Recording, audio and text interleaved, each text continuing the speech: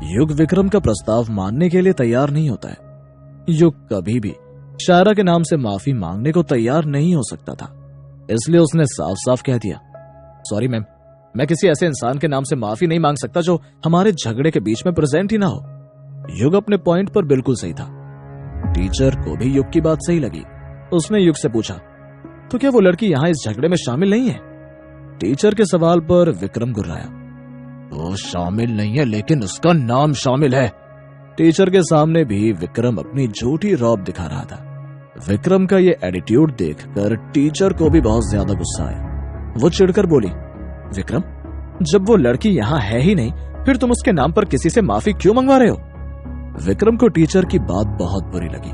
उसने टीचर से कहा, आपको कुछ ज्यादा चिंता हो रही है, जाइए अपना काम करिए। टीचर बस इतना सोच रही थी कि नया स्टूडेंट है, इसके साथ कुछ बुरा ना हो जाए, वरना विक्रम जैसे लड़कों से वहां का कोई टीचर उलझना नहीं चाहता था। विक्रम की बात सुनकर, उसकी बदतमीजी देखकर वो टीचर विक्रम पर गुस्सा गई। उसने विक्रम को डांट लगाते हुए कहा, विक्रम, टीचर से ना सही, कम से कम नए लड़कों से तो अच्छा व्यवहार करो। आज इन लोगों का पहला दिन है यहाँ पर और तुम हो कि आज ही बदतमीजी कर रहे हो। विक्रम था तो बहुत ज्यादा बदतमीज। टीचर की बात सुनकर वो अपने असली रूप में आ गया। उसने टीचर से कहा, आपने अभी बदतमीजी देखी कहाँ है? कहिए तो मैं आपको बदतमीजी दिखाता हूँ। युग समझ गया कि विक्रम बेवकूफी करने वाला है। युग नहीं चाहता था कि उसके कारण कोई टीचर विक्रम की बदतमीजी का शिकार बने, इसलिए युग बीच बचाव में कूद गया। युग ने विक्रम से कहा, बस भी करो विक्रम, कम से कम टीचर के साथ तो बदतमीजी मत करो। युग की बात सुनते ही फिर विक्रम युग की ओर मुड़ा और अपनी बात दोहराते हुए बोला, वो तो बेटा बस शायरा के नाम लेकर माफी मांग ले, पिटने से बच जाएगा। बस इतना कह दे कि मैंने शायरा के लिए जो कुछ भी कहा है वो गलत कहा है और मैं इसके लिए माफी मांगता हूँ। युग ने तुरंत विक्रम की बात को नकार दिया। उसने कहा, मिस्टर विक्रम, आप इस बात को भूल जाइए कि मैं उस लड़की के लिए आपसे माफी मांगने वाला हूँ। युग अभी बोल ही रहा था कि फिर टीचर भी बीच में कूद पड़ी। वो विक्रम से बोली, तुम बदतमीजी बंद करो विक्रम, वरना मैं तुम्हारी शिकायत करूंगी। तुम किसी नए लड़के को बेकार की बात पर परेशान कर रहे हो। विक्रम जैसा आवारा लड़का शिकायत से नहीं डरता था। उसने टीचर से कहा, वाह मैम वाह, मैं पुराना स्टूडेंट हूँ और ये नया, आप इसके लिए मेरी शिकायत करने की सोच रही हैं? ऐसा इसमें क्या है जो मुझ में नहीं है? युग से विक्रम की ये बात बर्दाश्त नहीं हुई। वो ये नहीं देख पाया कि कोई लड़का उसके कारण किसी महिला की बेइज्जती करे। फिर क्या था, इतना सुनते ही युग ने एक जोरदार तमाचा विक्रम के मुंह पर रख दिया। जैसे ही युग ने विक्रम को तमाचा मारा, वहां पर एक सन्नाटा पसर गया। किसी को यकीन ही नहीं हुआ कि आज एडमिशन कराने वाले लड़के ने यूनिवर्सिटी के उस लड़के को तमाचा मार दिया है, जिस लड़के के नाम से यूनिवर्सिटी भी खौफ खाता है। खुद विक्रम को यकीन नहीं हो रहा था कि किसी ने उसको तमाचा मारा है, वो भी एक फ्रेशर ने। इसके बाद युग विक्रम से बोला, मिस्टर विक्रम, जब भी किसी लड़की या महिला से बदतमीजी करने का मन करे ना, तो मेरा ये थप्पड़ याद रखना। विक्रम कुछ बोल नहीं रहा था, वो बस चुपचाप युग को देख रहा था, या फिर कहिए कि वो ये जानने की कोशिश कर रहा था कि उसके साथ जो भी हुआ है वो सच में हुआ है या उसका भ्रम है। टीचर को भी अफसोस हो रहा था, क्योंकि वो जान गई थी कि बात बहुत आगे बढ़ गई है। विक्रम ने खुद को संभाला और चिल्लाया, तुम्हारी हिम्मत कैसे हुई मुझे थप्पड़ मारने की? देखो मैं अभी क्या करता हूँ, मैं अभी शायरा। विक्रम अभी शायरा का नाम ले ही रहा था कि युग ने गरज कर कहा, अबे क्या कब से शायरा शायरा लगा रखा है? लगाओ उसे कॉल, बताओ उसे कि मैंने तुझे पीटा है। वो तुझे यही सलाह देगी कि भाग जाओ वहां से। अब विक्रम को भी यकीन होने लगा कि सच में युग खतरनाक आदमी है। युग की गरजने की आवाज सुनकर विक्रम एकदम चुप हो गया। ऐसा लग रहा था जैसे उसे कोई सांप सूंघ गया है। वहां खड़े सभी लड़कों की घी बंधी हुई थी कि अब क्या होगा। तभी विक्रम का दोस्त, जो कब से स्थिति को समझ रहा था, वो जोर से चिल्लाया, अरे तुम लोग मुंह क्या देख रहे हो? इस लड़के ने विक्रम भाई पर हाथ उठाया, जाओ जाके हॉकी डंडा लाओ, आज इसके हाथ पांव तोड़ देंगे। युग समझ गया कि वो लड़का इसलिए चिल्ला रहा है ताकि विक्रम की इज्जत बचाई जा सके। युग अब पीछे नहीं हट सकता था। उसने विक्रम के साथी से कहा, जाओ लेकर आओ हॉकी और डंडा, आज मैं भी देखूं तुम लोग कितने बड़े गुंडे हो। वैसे युग जानता था कि वो इन गुंडों से नहीं जीत पाएगा, फिर भी वो अपनी हिम्मत नहीं खोना चाहता था। युग को पता था कि आधी लड़ाई तो हिम्मत से जीती जाती है। सामने खड़ी टीचर एकदम से घबरा गई। उन्हें समझ ही नहीं आ रहा था कि क्या किया जाए। अभी युग और विक्रम में तनाव की स्थिति बनी ही हुई थी कि सामने से डीन आते हुए दिखाई दी। युग तो अभी पहचानता भी नहीं था कि चश्मे में से बाहर झांकते हुए सामने से आ रहा शख्स यूनिवर्सिटी का डीन है। डीन को देखकर युग के दोस्त बिकू ने उसे इशारा किया कि ये हमारे डीन है मिस्टर यशपाल। युग भी मिस्टर यशपाल को देखकर 1 मिनट के लिए डर गया कि कहीं कोई कानूनी एक्शन ना हो जाए, क्योंकि थप्पड़ उसी ने मारा था। मिस्टर यशपाल युग और विक्रम के करीब आ गए। वो भी समझ गए थे कि यहाँ कुछ ना कुछ गड़बड़ जरूर है। आते ही मिस्टर यशपाल ने अपनी बड़ी बड़ी आंखें निकालकर कहा, क्यों, क्या हुआ यहाँ? युग मन ही मन डर रहा था।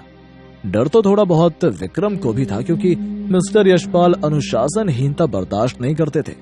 वो जिसकी गलती पकड़ते थे उसे सीधा रेस्टिकेट कर देते थे। विक्रम को रेस्टिकेट होने का डर सताने लगा, लेकिन तभी विक्रम को ख्याल आया कि क्यों ना इस बाजी को दिमाग लगाकर पलट दिया जाए।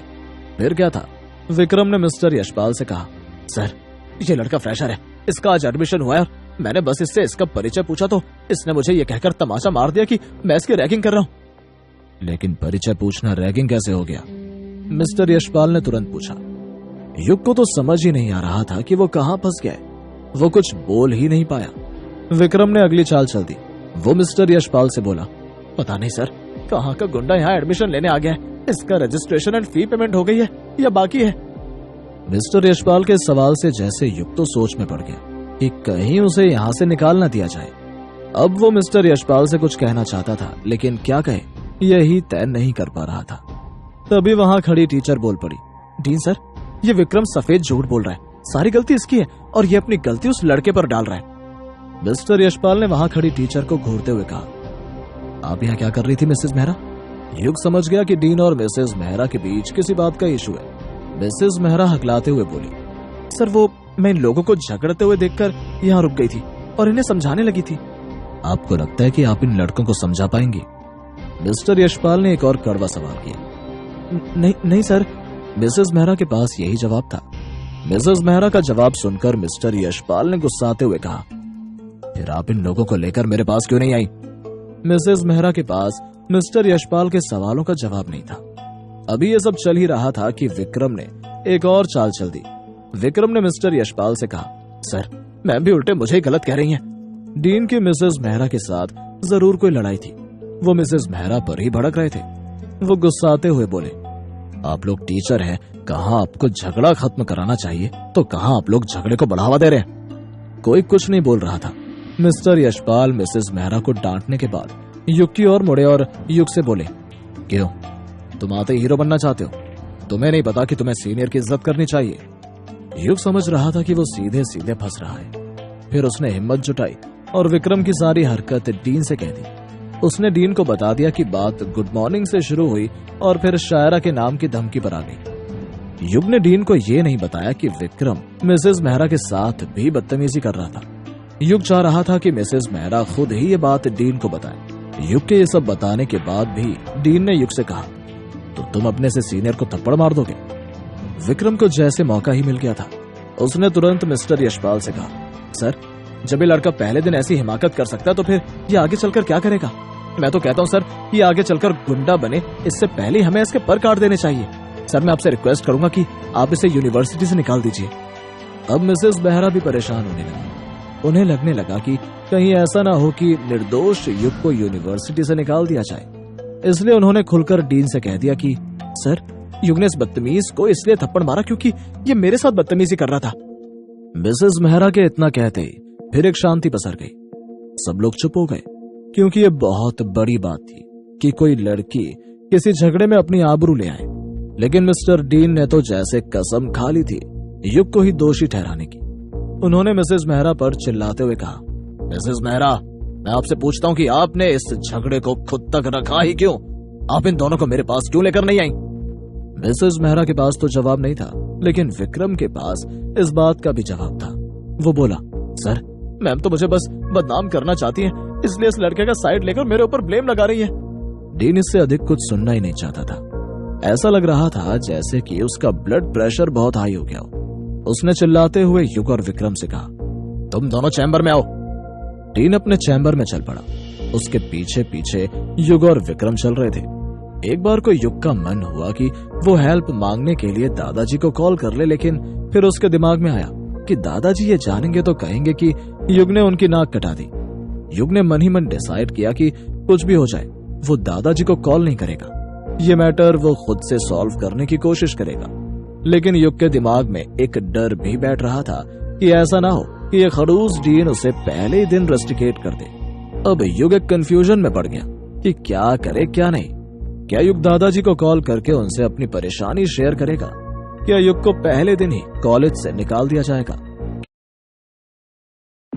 युग ने दादाजी को कॉल नहीं किया। वो चुपचाप मिस्टर यशपाल के पीछे पीछे चलता रहा।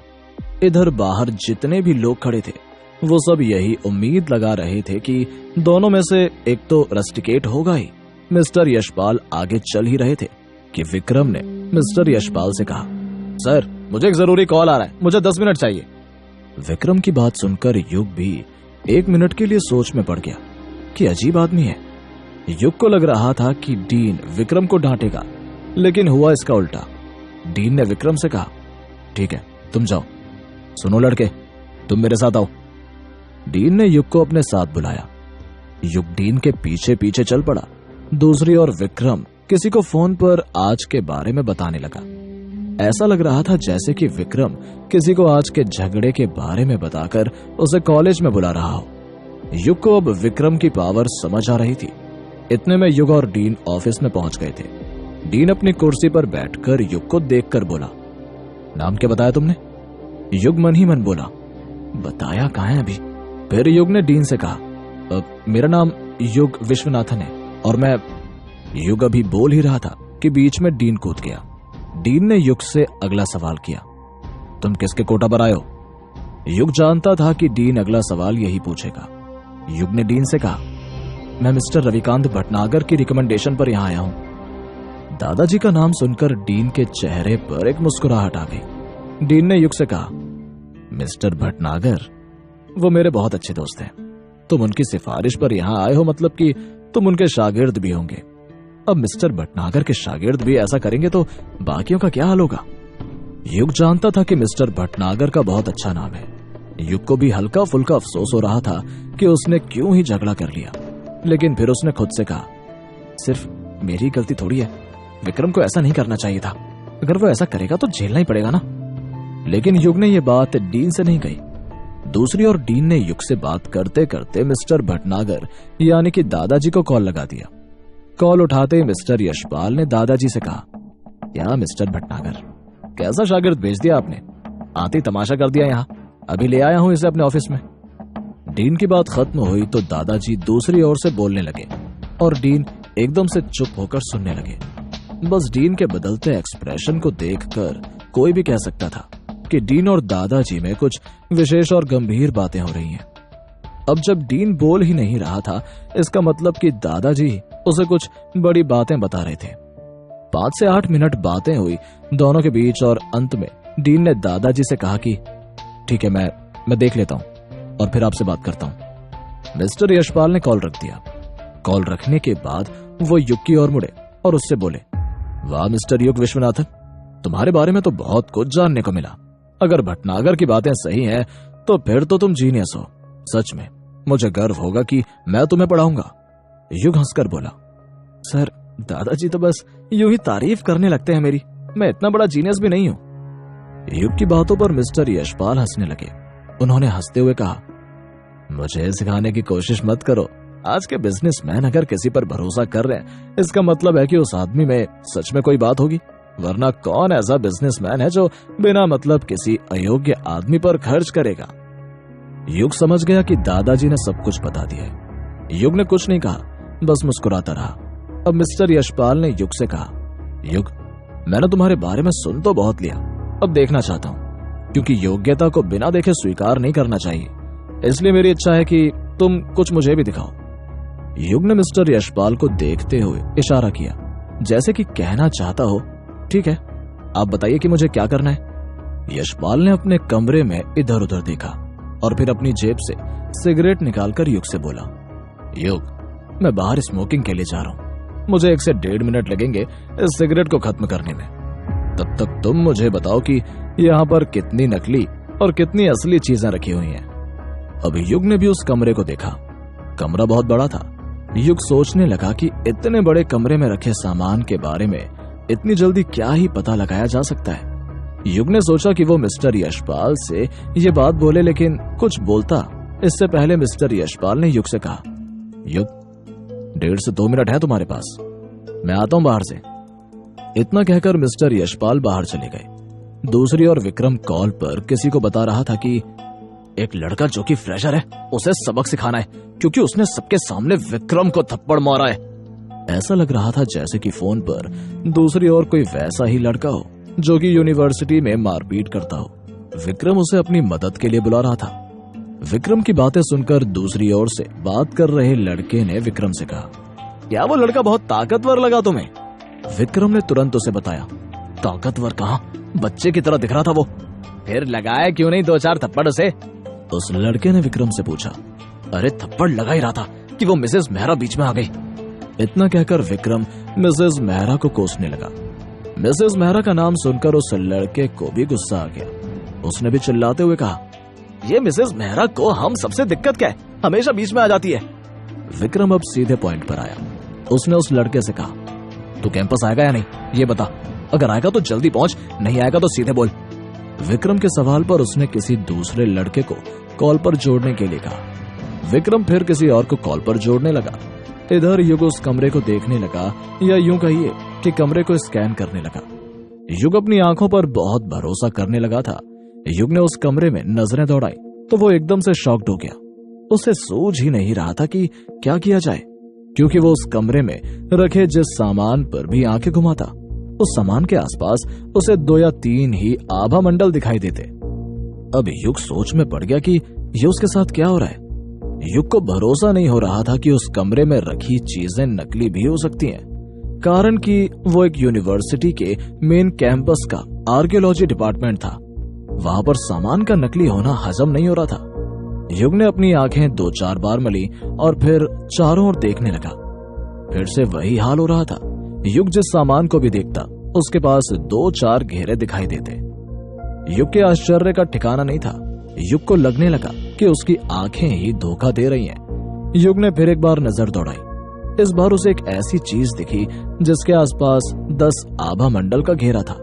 युग को लगा कि यही यहाँ पर सबसे पुराना है।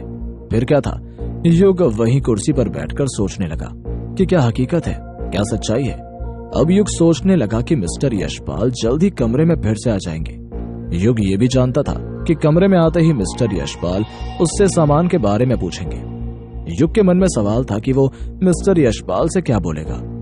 युग को कोई जवाब नहीं सूझ रहा था, लेकिन युग के लिए जो राहत की बात थी वो ये थी कि 2 मिनट से अधिक हो गए थे, लेकिन अभी तक मिस्टर यशपाल अंदर नहीं आए थे। युग को लगने लगा कि उसकी आंखें धोखा खा रही हैं। फिर युग ने ईश्वर का नाम लिया और जेब से एक डब्बा निकाला जिसमें जेट का पत्थर था। युग ने जेट के पत्थर को आंखों से लगाया। युग ने जैसे जेट के पत्थर को आंखों से लगाया, उसकी आंखों में जलन शुरू हो गई। लेकिन युग का भाग्य अच्छा था कि वो बर्फ के टुकड़े वाला पत्थर था। उसकी आंखों में जलन तो हुई, लेकिन बहुत कम समय के लिए। युग ने इतना करने के बाद अपनी आंखें खोली और सामान पर नजर दौड़ाई। फिर से उसके साथ यही हुआ। युग को कोई भी ऐसा सामान नहीं दिखा जिसे देखकर युग कह सके कि यह सामान बहुत पहले का है या फिर ओरिजिनल है। युग मन ही मन ईश्वर से प्रार्थना करने लगा कि कोई रास्ता दिखाइए, लेकिन युग को कोई रास्ता नहीं सूझा। अब तो युग के पास 2 ही विकल्प थे, या तो वो उन चीजों को नकली कहे या फिर अपनी आंखों की शक्ति पर से भरोसा हटा ले। युग ने अपनी आंखों पर भरोसा कायम रखा। उसने अपने आप से कहा, यहाँ पर सारा सामान नकली क्यों है? युग का भाग्य खराब था। जैसे ही युग ने ये बात कही, वैसे ही वहां पर मिस्टर यशपाल की एंट्री हो गई। फिर बात आगे बढ़ गई, क्योंकि यशपाल ने सुन लिया था कि युग अपने आप से क्या बोल रहा है। मिस्टर यशपाल ने युग से कहा, युग, तुम ऐसा कैसे कह सकते हो कि यहाँ पर जो भी रखा हुआ है वो नकली ही है? तुम जानते भी हो कि कहाँ हो, तुम आर्कियोलॉजी डिपार्टमेंट के ऑफिस में हो। अगर यहाँ पर रखा हुआ सामान नकली हो सकता है, फिर असली कहाँ का होगा? युग को 1 मिनट के लिए यशपाल की बातें सही लगी, लेकिन फिर उसे अपनी आंखों पर भरोसा भी था। युग ने यशपाल से कहा, सर मैं मानता हूं कि मैं आर्कियोलॉजी डिपार्टमेंट के ऑफिस में बैठा हूं, लेकिन सर मैं ये दावे के साथ कह सकता हूं कि मेरी आंखें धोखा नहीं खा सकती हैं। यहाँ पर रखे हुए सामान असली नहीं है। मिस्टर यशपाल चुप हो गए। वो युग को घूरने लगे। इसके बाद यशपाल बोला, मुझे तो लग रहा है कि भटनागर सच बोल रहा था। तुम एक जीनियस हो, लेकिन तुम जीनियस नहीं हो। मतलब ये कितनी हास्यास्पद बात है कि तुम कह रहे हो कि यहाँ रखा सामान नकली है। युग भी थोड़े वक्त के लिए विचलित हो गया। युग ने कुछ देर मन में सोचा और बोला, सर ये हो सकता है कि आप मेरी नजर पर सवाल उठा दें, मेरे कॉन्फिडेंस को लो कर दीजिए, लेकिन मैं ये दावा कर सकता हूँ कि यहाँ पर रखा हुआ हर एक सामान नकली है। यशपाल ने युग को चैलेंज करते हुए कहा, आखिर तुम किस आधार पर यह दावा करोगे? यह सवाल युग के लिए मुश्किलें खड़ी कर सकता था, क्योंकि युग उस आदमी को, उस डीन को अपनी शक्ति के बारे में बता नहीं सकता था। वो नहीं कह सकता था कि वो किस आधार पर यह दावा कर रहा है। फिर उसने बीच का रास्ता निकाला और यशपाल से कहा, सर मैं बहुत विनम्रता से कह रहा हूँ कि मैंने अपनी इन्हीं आंखों से कई सामानों के बारे में टिप्पणी की और यकीन रखिए कि मेरा एक भी अंदाजा गलत नहीं निकला है। मैं उन्हीं आंखों से देखकर इन वस्तुओं के बारे में भी कह रहा हूँ। युग की बातें खत्म हुई तो यशपाल हंसने लगे, जैसे कि वो युग का मजाक बना रहे हो। लेकिन इससे पहले कि वो कुछ भी बोलते, युग ने यशपाल से कहा, सर मैं सच कह रहा हूँ, उस फूल के गुलदस्ते से लेकर वो घड़ी तक नकली है। कहिए तो मैं उनकी एग्जैक्ट उम्र बता सकता हूँ। यशपाल अब भी हंस रहा था। क्या आज युग की शक्तियां धोखा दे रही थी? क्या उस यूनिवर्सिटी के आर्कियोलॉजी डिपार्टमेंट में रखी वस्तुएं नकली थीं? सबसे बड़ा सवाल, क्या युग मिस्टर यशपाल को कन्विंस कर पाएगा कि वो सच बोल रहा है? क्या होगा कहानी में अगला ट्विस्ट? जानने के लिए सुनते रहिए नजर का खेल।